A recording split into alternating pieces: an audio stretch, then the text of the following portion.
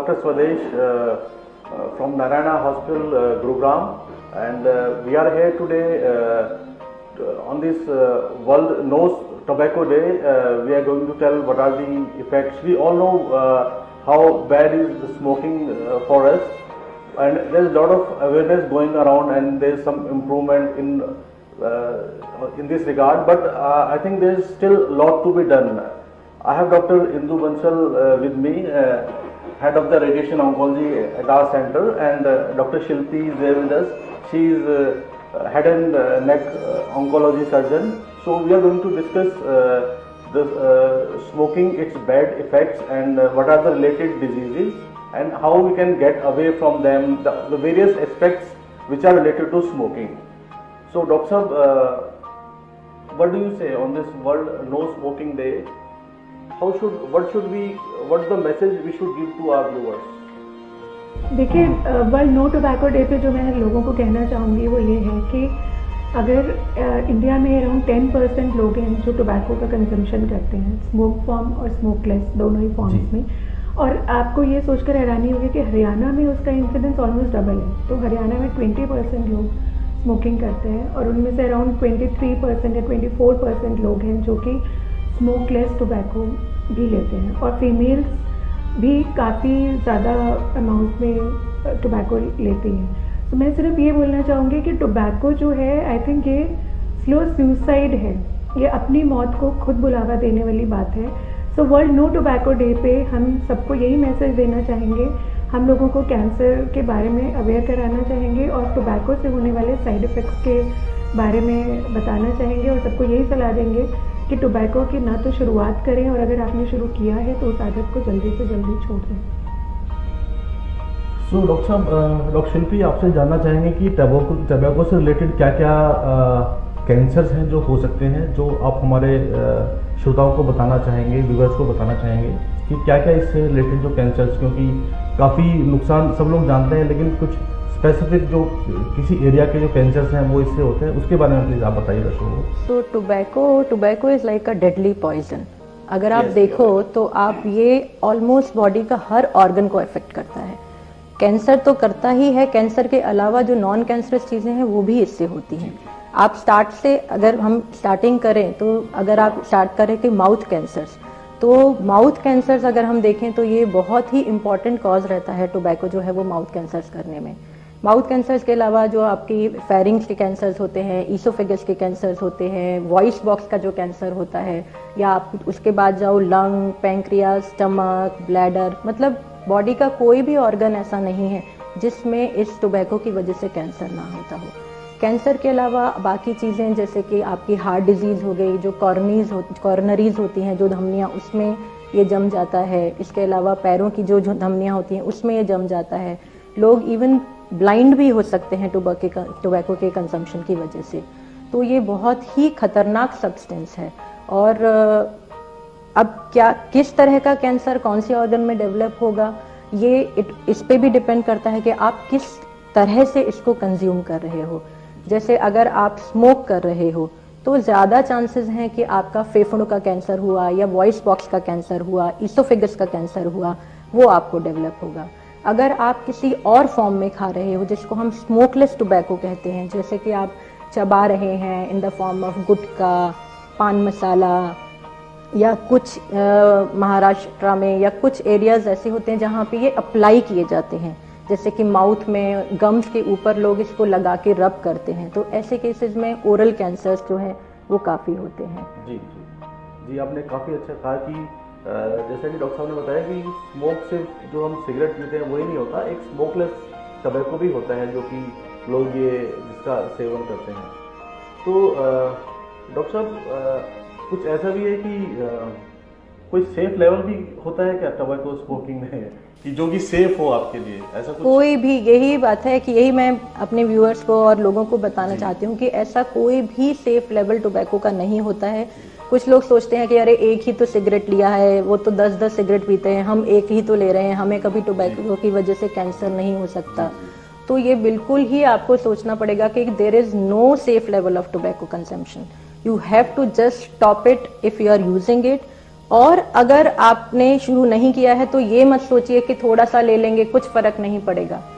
जी जी, तो स्मोकिंग चाहे थोड़ी मात्रा में या ज़्यादा में उसका नुकसान रहता है, स्मोकिंग का कोई सेफ लेवल नहीं होता।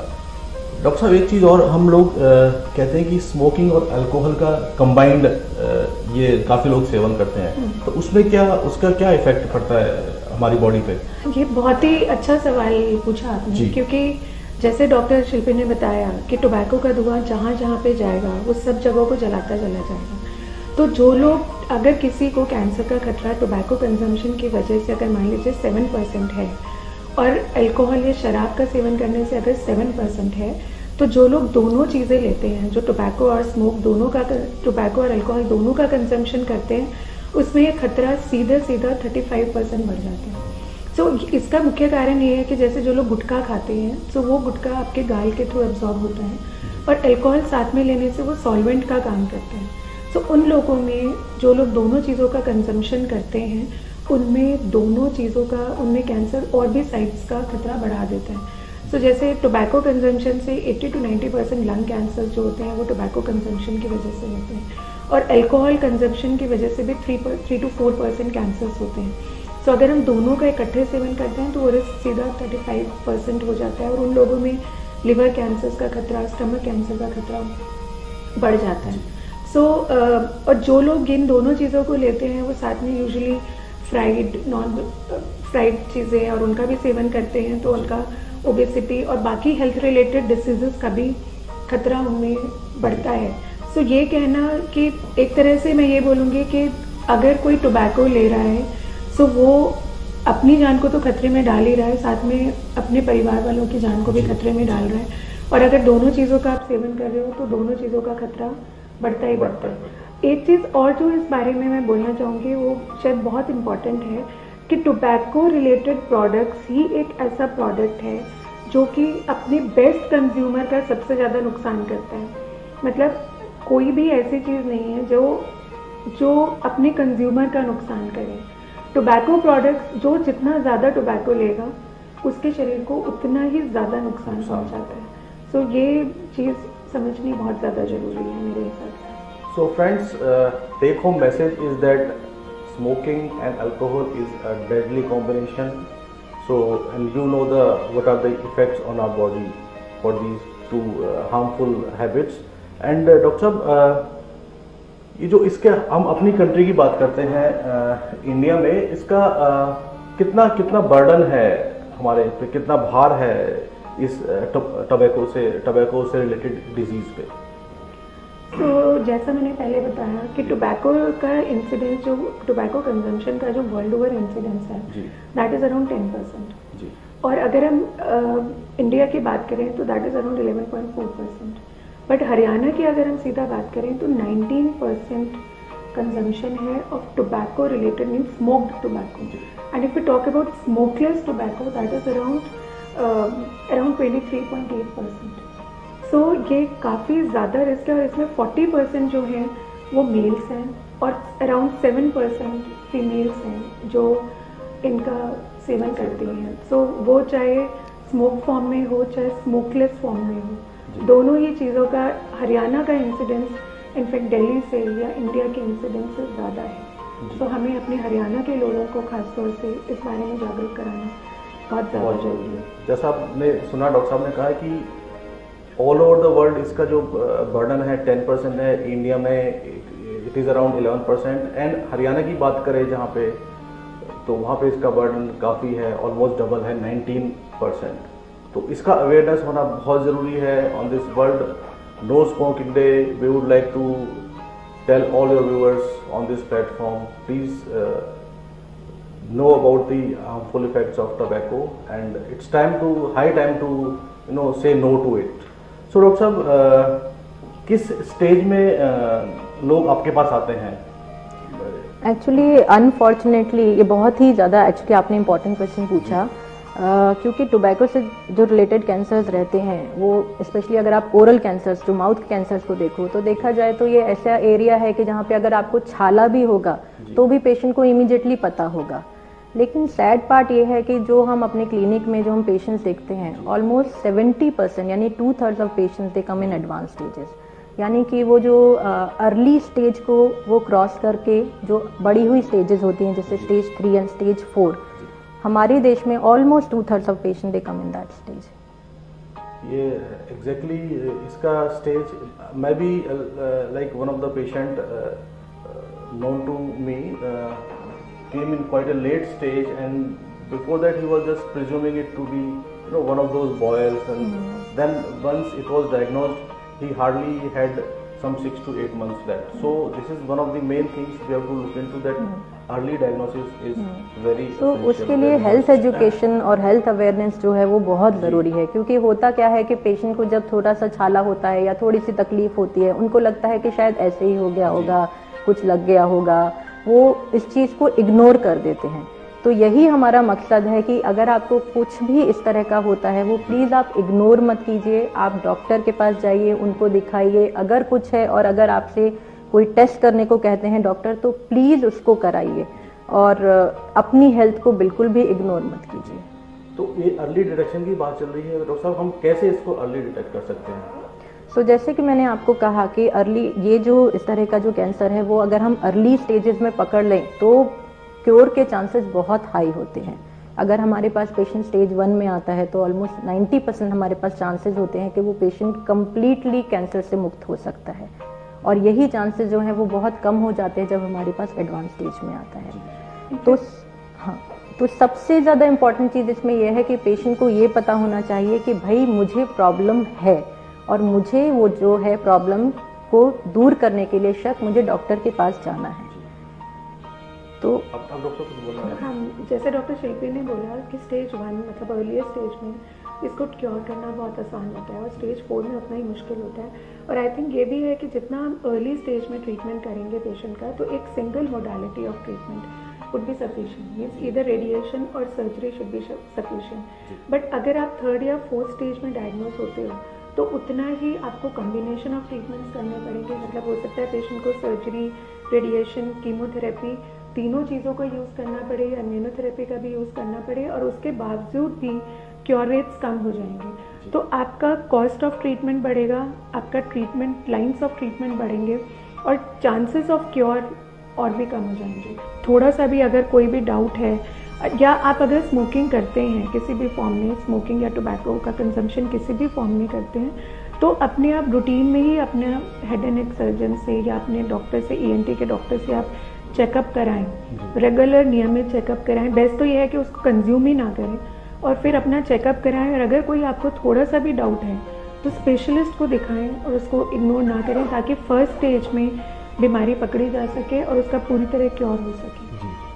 कुछ डॉक्टर स्क्रीनिंग प्रोग्राम्स भी है इससे रिलेटेड जो है, जो हम रन करते हैं हॉस्पिटल्स में, उसके बारे में कुछ बताना चाहेंगे? तो जैसे कि मैंने आपको बोला, टोबैको जो जिस तरह के कैंसर करता है, ओरल कैंसर हुआ या उस तरह का कैंसर हुआ, इसमें पेशेंट को सिम्टम्स भी आते हैं और वो एक्चुअली स्क्रीनिंग हम उन पेशेंट्स का करते हैं। नॉर्मली अगर आप ओवरऑल देखा जाए कि किन कैंसर्स को आप स्क्रीनिंग करते हो, तो उस तरह के कैंसर होते हैं जो कि आपको स्क्रीनिंग में बहुत ज़्यादा फैंसी इंस्ट्रूमेंट्स की ज़रूरत नहीं हो, वो बहुत ही एक नॉर्मल पॉपुलेशन पे आप इजीली रन कर सकें, पेशेंट को कोई तकलीफ ना हो।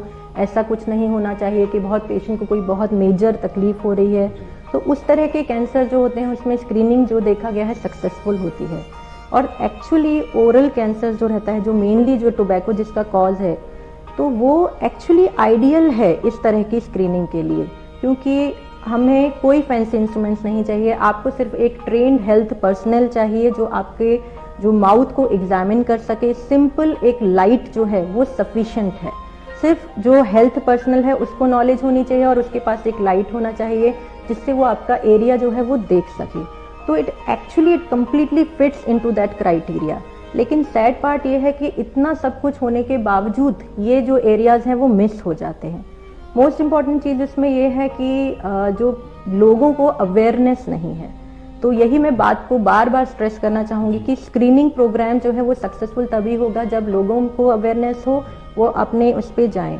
एक बहुत बड़ी स्टडी हुई है केरला में, त्रिवेंद्रम में, जिसमें उन्होंने ऑलमोस्ट 2 लाख पेशेंट्स को इसमें इन्वॉल्व, पेशेंट्स नहीं कहूँगी मैं, पॉपुलेशन कहूँगी, क्योंकि जो स्क्रीनिंग करते हैं हम नॉर्मल इंडिविजुअल्स पे करते हैं। तो उन्होंने सिंपल चीज़ें की, उन्होंने 2 पार्ट्स में डिवाइड किया। एक पार्ट में उन्होंने जो ट्रेंड हेल्थ वर्कर थे उन लोगों ने लोगों को हेल्थ एजुकेशन की और रेगुलर इंटरवल पे एग्जामिन किया। दूसरा ग्रुप उन्होंने ऐसा रखा कि हेल्थ वर्कर्स ने एग्जामिन नहीं किया लेकिन लोगों को हार्मफुल इफेक्ट्स के बारे में बताया। अब जब 3 राउंड्स कंप्लीट हो गए तो उसके बाद देखा गया कि जो पेशेंट्स हाई रिस्क थे, यानी high risk in the sense जो पेशेंट टोबैको किसी भी चीज़ में कंज्यूम करते थे या तो स्मोकिंग के फॉर्म में या चू करते थे, उन पेशेंट्स में there was reduction in mortality to the extent of 34%, यानी कि 1/3 पेशेंट्स में जो डेथ का रिस्क था वो एक सिंपल स्क्रीनिंग से, एग्जामिनेशन से वो कम हो गया, जो कि बहुत ही प्रॉमिसिंग रिजल्ट है।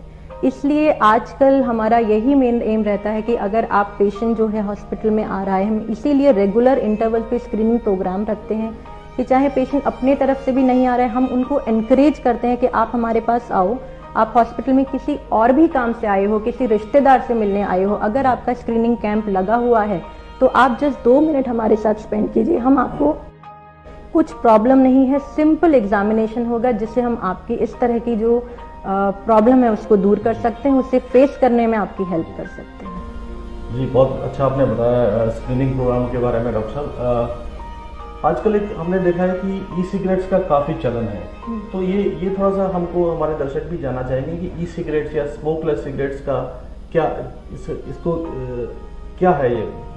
डॉक्टर स्वदेश, I think it's a very very pertinent question, क्योंकि बहुत लोग जो हाई सोसाइटी के लोग हैं उनको ये लगता है कि फिल्टर्ड सिगरेट्स, ई सिगरेट्स से कम्प्लीटली सेफ है। और जैसे जैसे गवर्नमेंट का टोबैको लेजिस्लेशन स्ट्रॉन्ग हो रहा है, गवर्नमेंट थोड़ी स्ट्रॉन्ग हो रही है on consumption of tobacco products, consumption and sale of tobacco products, तो लोगों ने ई सिगरेट से इलेक्ट्रॉनिक सिगरेट्स की तरफ लोगों का रुझान बढ़ा है।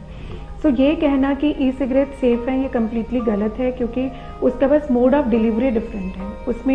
उसमें भी निकोटिन होता है और वो एक एरोसोल के थ्रू दिया जाता है, मतलब जब आदमी एक पफ लेता है तो वो ई सिगरेट के अंदर वो उसके धुएं की वजह से वो गर्म हो जाता है और वेपर्स बनते हैं, वेपर्स की वजह से निकोटिन का कंजम्पशन होता है। तो ये ई वेप्स, ई वेपराइजर्स इलेक्ट्रॉनिक सिगरेट्स के रूप में आते हैं, बट उनसे भी कैंसर का खतरा उतना ही है जितना कि नॉर्मल सिगरेट से है। और दूसरी चीज़, लोग उसको एक तरह से नॉर्मल सिगरेट को छोड़ने के लिए एक ऑल्टरनेटिव के रूप में लेते हैं, बट एक्चुअली अगर आप ई सिगरेट्स भी लेते रहते हैं तो भी आप टोबैको के सेवन को या टोबैको प्रोडक्ट्स को नहीं छोड़ पाते हो, वो भी एडिक्टिंग है। सो ये कहना कि ई सिगरेट सेफ़ है या फिल्टर्ड सिगरेट सेफ़ है या बिकॉज इनका कॉस्ट ज़्यादा है सो दे आर मोर सेफ़, ये बिल्कुल ही गलत चीज़ है। सो जैसे इसी तरह आजकल हुक्का बार्स का सेवन का लोगों में चलन बहुत बढ़ रहा है। सो एक्चुअली अगर आप देखेंगे तो अगर कोई आदमी 1 घंटे हुक्का पीता है, जो नॉर्मली लोग गांव में पीते हैं और आजकल शहरों में भी मॉल्स वगैरह में इसका बहुत ट्रेंड बढ़ गया है, तो 1 घंटे अगर हुक्के का आप सेवन करते हो वो अंदाज़न 200 सिगरेट के बराबर है, 200 सिगरेट्स के बराबर है। तो कोई भी tobacco product in any form, smoked, smokeless, दोनों ही फॉर्म्स में, मतलब बीड़ी, सिगरेट, पान, तंबाकू, गुटखा, पान मसाला, खैनी, नस्वार, ई सिगरेट, हुक्का, सिगार, अब किसी भी फॉर्म में, रोल्ड बीड़ी या किसी भी फॉर्म में अगर आप टोबैको प्रोडक्ट्स को ले रहे हो तो आप अपनी मौत को खुद बुलावा दे रहे हो, आप अपनी मौत को खुद अपने पास बुला रहे हो। सो इन सब चीज़ों का सेवन किसी भी फॉर्म में नहीं करना चाहिए, चाहे वो पान मसाला हो, चाहे वो इलेक्ट्रॉनिक सिगरेट हो, चाहे वो हुक्का हो, चाहे वो नस्वार हो या वो पेस्ट हो। आजकल टूथपेस्ट, बहुत टाइप के टूथपेस्ट भी आते हैं जो लोग अप्लाई करते हैं और उनके फॉर्म्स में टोबैको बेचा जा रहा है। तो आपको इन सब चीज़ों का ध्यान रखना चाहिए। अगर आपके परिवार में कोई बच्चा है या कोई ऐसे बड़े लोग हैं जो किसी एक चीज़ का बार बार कंजम्पशन कर रहे हैं जो आप वो पहले नहीं यूज़ करते थे, आपको उनकी रूटीन की आदतों में अगर आप कोई परिवर्तन देखते हो तो आपको उसके लिए भी अवेयर होना चाहिए and you should talk to a doctor. और इसमें बस एक ही पॉइंट मैं ऐड करना चाहूँगी, जैसे मैम ने बहुत ही वैलिड पॉइंट बोला कि जो हुक्काज वो ऐसा सोशली एक्सेप्टेबल मान लिया गया आजकल, इवन पार्टीज में वो रखते हैं एंड दे जस्ट मतलब वो फ्लेवर्ड जो हुक्का वो लेते हैं और वो सोचते हैं कि ये कम्प्लीटली सेफ है। ऐसा नहीं है, वो भी उतना ही खतरनाक है, क्योंकि तंबाकू तो उसमें होता ही है, वो उसको आपको अट्रैक्ट करने के लिए उसमें फ्लेवर्स डाल देते हैं। ये आपने जो मैं यहाँ पे रूरल पॉपुलेशन जो कि जहाँ पे कि हुक्का का काफ़ी प्रचलन है, काफ़ी सेवन किया जाता है, मैं स्पेशली उन लोगों के लिए बोलना चाहूँगा, जैसे कि डॉक्टर साहब ने कहा है कि 1 घंटे हुक्का पीने का मतलब आप 200 सिगरेट का सेवन कर रहे हैं, तो इससे आप अंदाज़ा लगा सकते हैं कि जो कि रूरल एरियाज में काफ़ी धड़ल्ले से लोग हुक्का का सेवन करते हैं। तो प्लीज सी इनफैक्ट गांव में आप अगर देखोगे तो जेंट्स तो लेते ही हैं, मतलब मेल्स तो लेते हैं, बट आप देखिए कि बहुत सारी फीमेल्स भी हुक्का लेती हैं। और एक और चीज़ जो इसमें ध्यान रखने की ये है कि कई बार घर के बड़े लोग बच्चों को बोल देते हैं कि तुम मेरा हुक्का भर के ले आओ, और आप देखिए कि उसकी वजह से बच्चे भी गांव में छोटे छोटे बच्चे 15 साल से भी छोटे बच्चे बहुत छोटी उम्र से वो टोबैको हुक्का के लिए एक्सपोज हो जाते हैं। और वहाँ पर वैसे भी आप खाना चूल्हों पे बनाते हो, उसकी वजह से भी आपके फेफड़ों पे धुएं का खतरा रहता है। तो passive smoking indirectly passive smoking, या आप अगर बच्चों से अपना हुक्का भरवा रहे हो तो आप अपनी जान नहीं उनका भी भविष्य बर्बाद कर रहे हो, अंधकार में डाल रहे हो। तो अगर जो ग्लोबल टोबैको एडल्ट सर्वे है उसके हिसाब से ये पाया गया है कि अराउंड 40% लोगों को पैसिव स्मोकिंग का खतरा होता है एट होम। 40% लोग जिनके घर में कोई स्मोक करते हैं, तो उनके परिवार वालों को 40% टोबैको का एक्सपोजर हो जाता है। इसी तरह अराउंड 35% लोगों को अपने वर्क प्लेस पे टोबैको की वजह से एक्सपोजर होता है। और अराउंड ऐसे ही अराउंड बहुत सारे लोगों को और जगहों पे, सोशल जगहों पे अराउंड 7% पैसिव स्मोकिंग का खतरा होता है। तो मुझे नहीं लगता कि किसी भी इंसान को ये राइट है कि आप अपनी लाइफ तो खतरे पे डालें ही, और साथ ही आपके परिवार वालों को या जो लोग आपसे रिश्ता नहीं रखते, पब्लिक प्लेसेस पे आप स्मोकिंग करके आपको कोई राइट नहीं है कि आप उनकी लाइफ को भी खतरे में डालें। So I think we have to be we have to make strict rules for passive smoking also, because it also leads to around 15% risk of lung cancers. So हमें सिर्फ खुद की जान की जिम्मेदारी नहीं लेनी है, हमें अपने साथ वालों की भी लाइफ को बचाना है। ये हमारा कर्तव्य बनता है। जी डॉक्टर। हालांकि इस एरिया में मैंने जो देखा है कि आजकल काफ़ी नो स्मोकिंग एरियाज है पब्लिक प्लेसेस पे, बट आई थिंक अवेयरनेस है। I will not say कि people are not aware, but still there are new age, more areas which needs to be looked into, and I'm also worried about the young adults and adolescents who are getting into these habits. I think that is really a concern for all of us. And that is a big challenge. Actually. Yes, totally I agree. Doctor, like once diagnosed that some person is having cancer diagnosed, maybe whatever stage 1, 2, 3, 4, so surgery का इसमें क्या role है, क्या कहना चाहेंगे? तो मैं ये कहना चाहूँगी कि कोई भी ट्रीटमेंट डिपेंड करता है कि किस जगह का कैंसर हो रहा है, क्योंकि वो जो है वो एक स्पेसिफिक रहता है। टोबैको से रिलेटेड अगर हम कैंसर देखें और अगर हम ओरल कैंसर की बात करें तो ये अब प्रूव हो चुका है कि surgery is the treatment of choice for oral cancers. बहुत ही कम केसेज ऐसे होते हैं जहाँ पे सर्जरी या रेडियोथेरेपी जो हम दोनों ही यूज़ कर सकते हैं, दोनों ही इक्वली बेनिफिशियल हैं, लेकिन वो बहुत अर्ली स्टेजेस होती हैं जो कुछ सेलेक्ट तरह के कैंसर्स रहते हैं।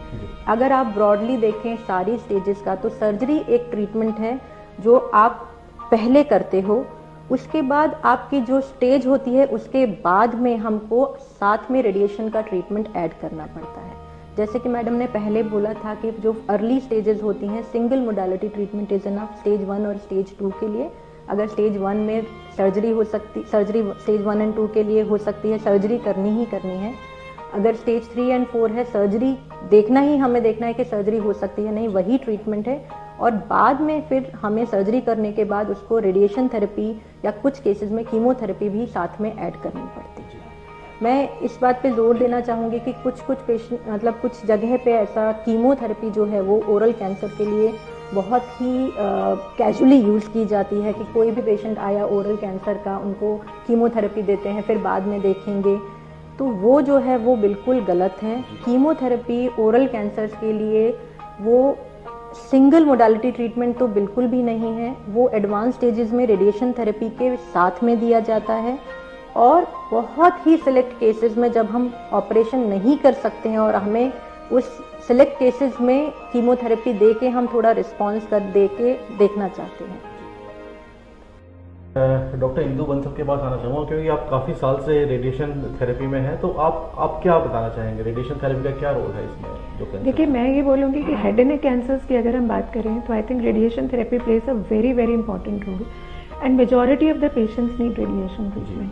सो ये तो किसी भी पेशेंट का treatment ideally should be decided in a multi disciplinary tumour board, जिसमें surgeon, radiation, medical oncologist, radiologist, pathologist सब लोग इकट्ठे हों और उसमें पेशेंट का डिसीजन लिया जाए कि पेशेंट के लिए कौन सा डिसीजन सही है। अब जैसे डॉक्टर शिल्पी ने बात की ओरल कैंसर्स का मतलब है कि जीभ के आगे वाले हिस्से का या साइड वाले हिस्से का कैंसर या गम्स का कैंसर हुआ या गाल के कैंसर्स हुए, उनमें surgery is a very important treatment. But अगर हम जीभ के पीछे वाले हिस्से की बात करेंगे तो उसमें surgery is not the main treatment, उसमें radiation therapy is main treatment. So हम जो उसके साथ में रेडिएशन के साथ में कीमोथेरेपी ऐड करते हैं वो रेडिएशन का इफ़ेक्ट बढ़ाने के लिए करते हैं। और जिन पेशेंट्स में ओरल कैंसर्स में भी जिन पेशेंट्स में सर्जरी होती है उनकी अगर पैथोलॉजी रिपोर्ट के हिसाब से, बायोप्सी रिपोर्ट के हिसाब से कुछ ऐसे फीचर्स होते हैं जिनको हम लोग बहुत ध्यान से देखते हैं और बहुत सारे पेशेंट्स को उसके बाद भी रेडिएशन देना पड़ता है। इसी तरह वॉइस प्रिजर्वेशन या लैरिंग्स प्रिजर्वेशन के लिए अगर हम बात करें तो अगर हम कोई ऑर्गन को प्रिजर्व करना चाहते हैं, जैसे किसी का वॉइस बॉक्स प्रिजर्व करना चाहते हैं, तो उन पेशेंट्स में हम सर्जरी ना करके उनमें हम रेडियोथेरेपी का ट्रीटमेंट यूज़ करते हैं।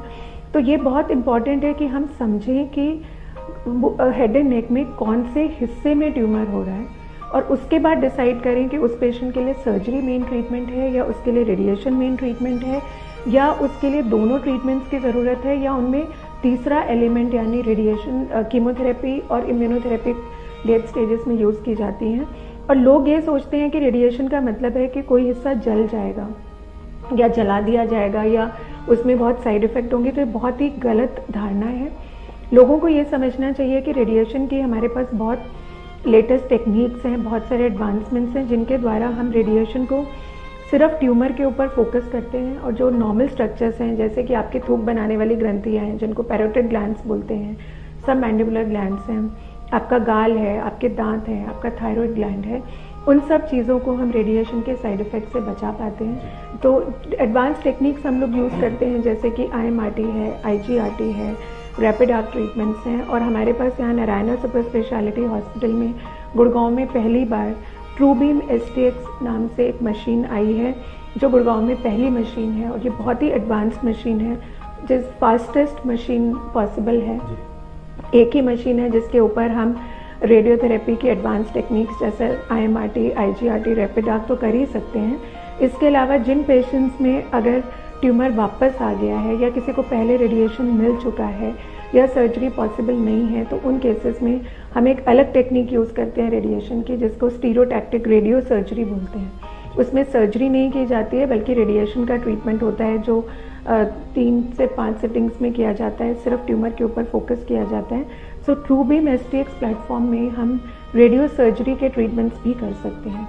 और एक और इस मशीन की जो खूबी है वो ये है कि कुछ बिनाइन ट्यूमर्स होते हैं, मतलब जो कैंसर नहीं होते, उनमें भी हम हेड एंड नेक कैंसर्स में आते हैं। बट जैसे वेस्टिबुलर श्वानोमास हैं, ग्लोमस ट्यूमर्स हैं, जो कान के हिस्से के ट्यूमर्स होते हैं, इस तरह एकॉस्टिक न्यूरोमास हैं, ऐसे कुछ ट्यूमर्स हैं जिनमें हम सर्जरी ना करके सिर्फ रेडिएशन की 3 या 5 सिटिंग्स में पेशेंट को ठीक कर सकते हैं। ये OPD बेसिस पे ट्रीटमेंट होता है, कम्प्लीटली पेनलेस ट्रीटमेंट है, मुश्किल से 5-10 मिनट का ट्रीटमेंट होता है, 10 से 15 मिनट का ट्रीटमेंट होता है। और ट्रीटमेंट देते देते हम ये भी देख सकते हैं कि हमारी रेडिएशन ठीक जगह पे जा रही है कि नहीं जा रही है। अगर किसी वजह से पेशेंट मूव कर गया है ट्रीटमेंट के दौरान तो हम पहले उसको ठीक पोजीशन में लाते हैं और उसको एक्यूरेट ट्रीटमेंट देते हैं. So this is a very highly accurate, high precise, intelligent treatment and very comfortable for the patient. 60 treatment couch है जिससे कि पेशेंट के लिए अटमोस्ट कंफर्टेबल पोजीशंस हैं, most precise and accurate treatments हैं. सो जिस तरह की सर्जरी में एडवांसमेंट्स हुई हैं, डायग्नोस्टिक्स में एडवांसमेंट्स हुई है, सो हमारे पास रेडिएशन की बेस्ट मशीन पॉसिबल है जिससे कि हम सिर से पांव तक किसी भी हिस्से का ट्यूमर चंद मिनटों में ठीक कर सकते हैं. जी. तो मैं ये सब समराइज करते हुए ये बताना चाहूँगा अपने दर्शकों को कि on this world no smoking day, जैसे कि आपने सुना इससे क्या क्या नुकसान हो सकते हैं और इसका अर्ली डिटेक्शन का जो हमने डिस्कस किया कि अर्ली डिटेक्ट करना बहुत ज़रूरी है किसी भी कैंसर को, और इसके लिए जो अलग अलग जो स्क्रीनिंग प्रोग्राम्स हैं उनका आपको फ़ायदा उठाना चाहिए और आपको ऐसे हॉस्पिटल में जाना चाहिए जहाँ पे आपको सारी सुविधाएं हो, जिसमें टीम ऑफ डॉक्टर्स हो, जिसमें आपके मेडिकल ऑन्कोलॉजिस्ट हो, जहाँ पे रेडिएशन थेरेपी हो, जहाँ पे सर्जरी की सुविधा हो और जहाँ पे लेटेस्ट इक्विपमेंट्स आपको मिले. तो डॉक्टर साहब, इस वर्ल्ड नो टोबैको डे पे आपको स्पेशल मैसेज देना चाहेंगे हमारे दर्शकों को? तो एक्चुअली मैंने एक वर्ल्ड नो टोबैको के डे के लिए लोगों को टोबैको के साइड इफ़ेक्ट्स के बारे में जानकारी देने के लिए चंद पंक्तियाँ लिखी हैं. अगर आप इजाज़त दें तो मैं पढ़ूँ. तो इस कविता का शीर्षक है मौत का शोर. ये सिगरेट का कश, ये बीड़ी का धुआं, ये सिगरेट का कश, ये बीड़ी का धुआं, ये गुटके की लाली, ये नस्वार की खुशबू, ये हुक्के की ललक, ये शराब की बुरी लत, ये दोस्तों की बुरी संगत और चढ़ती जवानी की रंगत, ये मॉडर्न दिखने की चाहत, कहीं बन न जाए गले की आफत, बीमारी से लादे जो जिंदगी में शामत और करानी पड़े फिर डॉक्टर से मरम्मत, कहीं लगा न दे ये तुम्हें कैंसर का रोग और फिर काम न आए कोई भी योग. जिंदगी के सारे सुख क्या तुम चुके हो भोग, जिंदगी के सारे सुख क्या तुम चुके हो भोग, जो अपनी मौत को खुद बुलावा देते हो रोज, जो तुम्हें ले जाए सिर्फ कष्टों की ओर. बता मेरे दोस्त क्यों करते हो ऐसी चीजें प्रयोग.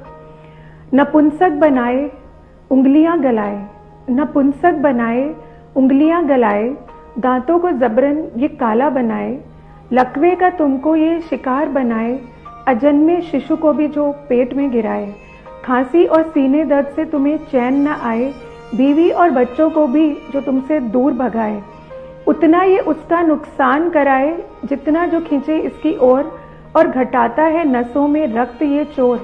जब ये जहरीला सांप डसने को आ रहा है तुम्हारी ओर, क्यों दिखते हैं तुम्हें सफेद धुएं में जन्नत के मोर, क्यों नहीं सुन रहा तुम्हें मौत का ये तूफानी शोर. अब तो छोड़ो ना इसकी बुरी लत और चलो सुहानी जिंदगी की ओर, अब तो छोड़ो ना इसकी बुरी लत और चलो सुहानी जिंदगी की ओर. क्या बात है. So on this World No Tobacco Day, let me summarize what we have talked about. I think it gives the message to all our viewers that it's high time those who are smoking, they should give up smoking, or tobacco in any form should be given up. Otherwise you can be a victim of so many things, so many diseases that we have talked about. And not only this, the people who want to take up, or who just under pressure they take up this smoking or tobacco, they should just know the harmful effects, and also who have just started this bad habit should give it away immediately. I think that is the only solution. I think that should give a message, take home message to our viewers. Please give up smoking or tobacco in any form. Thank you. नमस्कार.